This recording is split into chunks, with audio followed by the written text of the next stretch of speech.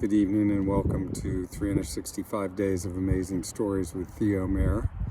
Here we are on day, I think it's 168, and this is a multiple to 7, believe it or not, meaning that I'm going to be telling a story from my own life, my life as a steward. Now, at one point, some weeks ago, I shared a story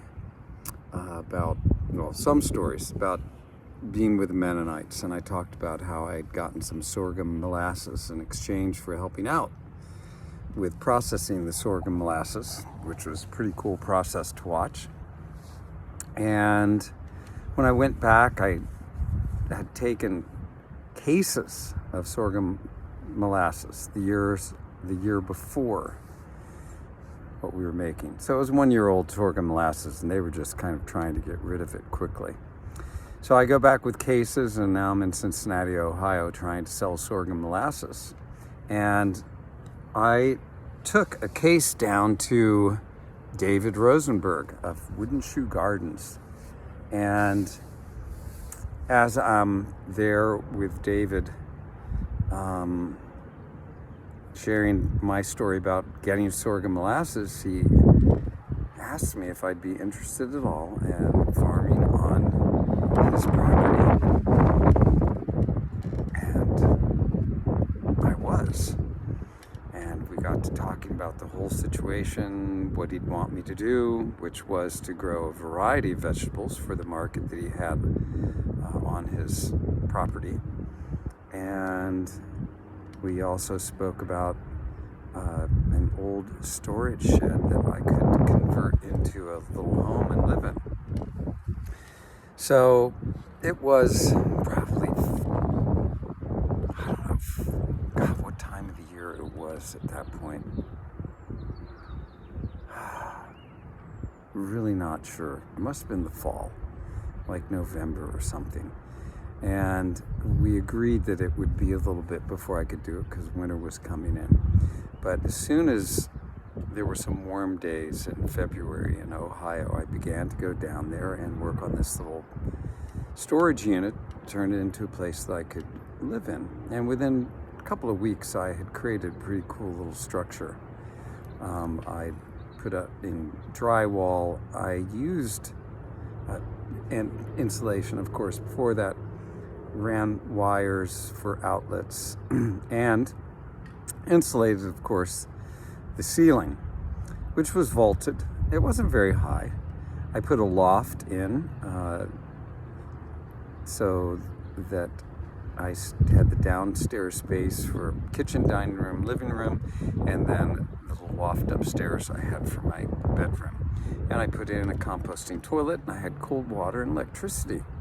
And for the ceiling, I used this old canvas cloth that I had, that I'd gotten when,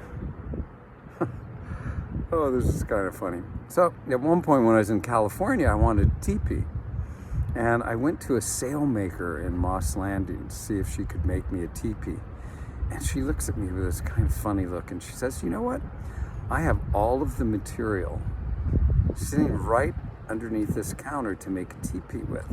Someone dropped it off, asked me to make them a teepee, and they never came back or paid me or followed up. And I've had this material sitting here for years. Would you like it?"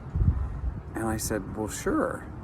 So I took all of this material with which to make a teepee, and I had a family friend that had an industrial sewing machine, and I sewed myself up a teepee from all of this material that she gave me. And I sewed a smaller teepee than what I had material for, meaning that I had a lot of material left over. It was canvas, beautiful canvas material. And I used that for my ceiling and tacked it up into place over the rafters with insulation behind it. And it was really nice because the loft wasn't that big. So, if I sat up, I didn't hit something hard. I hit this soft canvas material if my head got too close. So that was pretty cool.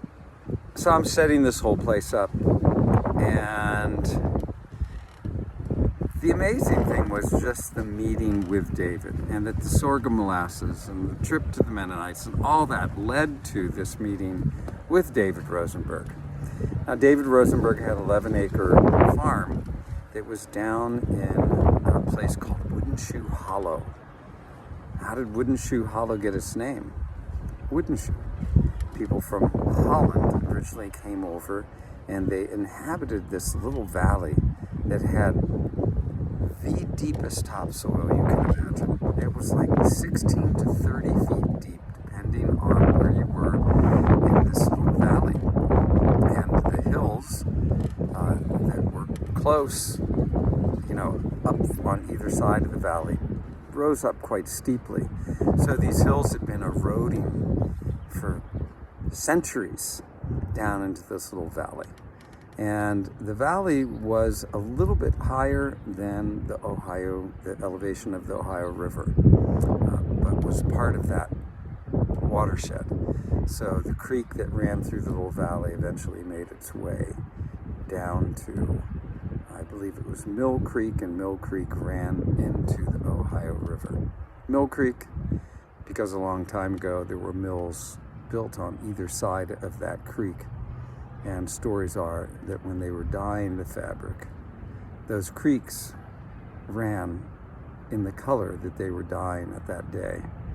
Now, imagine dumping those kinds of chemicals into a freshwater stream, what that would do to the ecosystem. Not being good stewards doing something like that. Well, in a similar way, it was very interesting the way Ohio, Cincinnati, had set up its sewage system. So it had, of course, a sewage system, and lines ran all over the place. And Cincinnati's a pretty hilly town.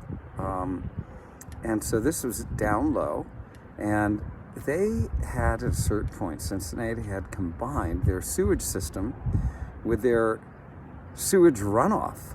So when it really, really rained,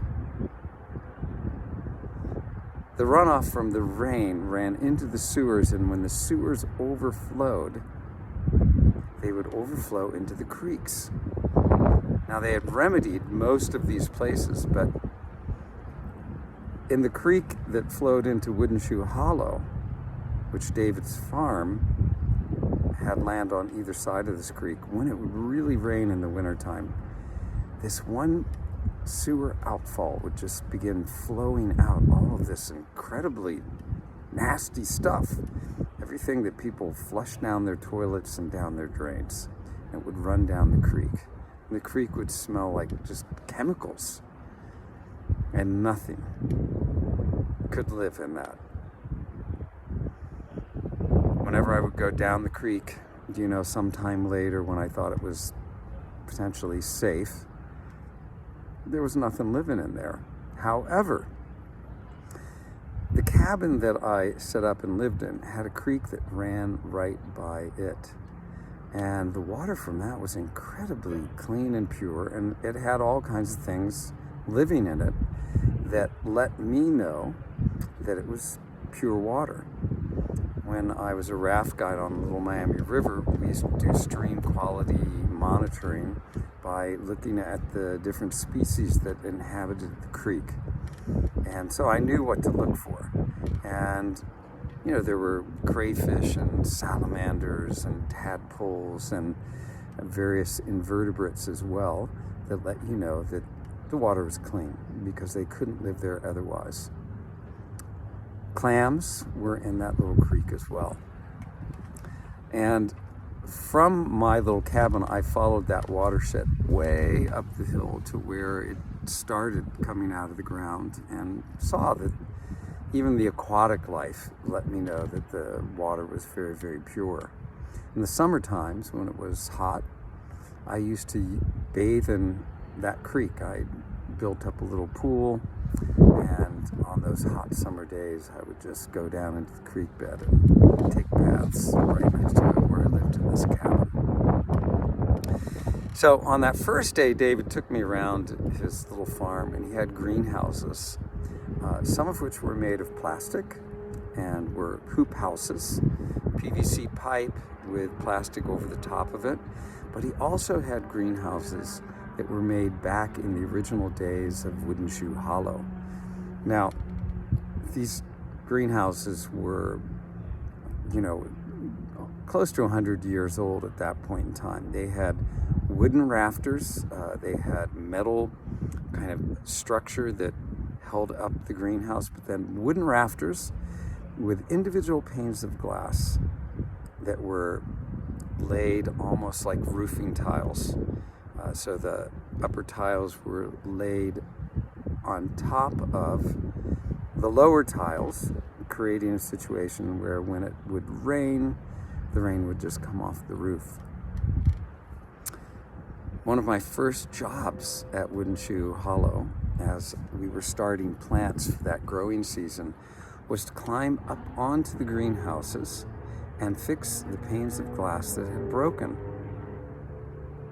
Now, these wooden rafters that the glass was set on, it wasn't very big, and the wood was old. Remember, it was like maybe a century old, and they had this kind of rustic looking old ladder-like thing that would go from the edge of the roof up to the roof rafter, and I would climb out on that and then change the individual glass panes.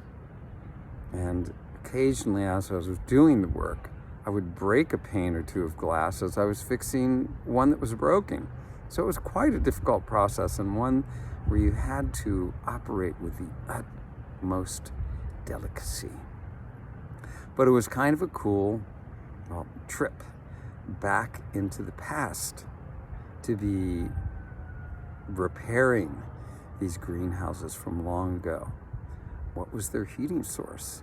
Originally it was coal, and all through Wooden Shoe Hollow there were these greenhouses that were mostly becoming dilapidated, and then at one end of them there were these huge chimneys that would go 70 feet up into the air that had all been made with brick.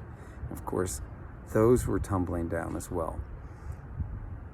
So David had one of the last working greenhouses in Wooden Shoe Hollow, and one of the last glass working greenhouses, and I was the one that was in there repairing it so that we could, during the cold months of February and March, begin to get plants growing. So by the time we could put them in the ground, which was in mid to late March, we would have a head start on the growing season. Now, most of what David did and most of what he'd made his money on to operate the farm through those years was to grow various types of lettuce. And that was what he focused on. And he would sell those lettuces to restaurants throughout the Cincinnati area. The endeavor with me of growing a variety of vegetables was completely new to him. He didn't even know really how to manage or grow a lot of those species that we ended up growing. So it was a learning process for both of us sometimes. Though David did know how to prepare a garden bed, he had everything set up to start the young plants, and it was an amazing thing to become that process. We had these flats that we would start the seedlings in, and so you'd painstakingly fill them with dirt, tamp down each little hole so you could put a seed in it, cover it with dirt, and then after that, fire engine just going by in the background here. After that, you would put it on a hot tray and water it 2 to 3 times a day, and that hot tray kept the soil warm so that those seeds would germinate more quickly. Now, I'm running out of time for today, so I'm going to stop there. Germinating seeds at Wooden Shoe Gardens in Wooden Shoe Hollow, and we'll pick it up from there. Tell you a little bit more about organic farming and gardening in our next week. Okay, thanks for joining. Have a good rest of your day or evening, morning, whatever it may be.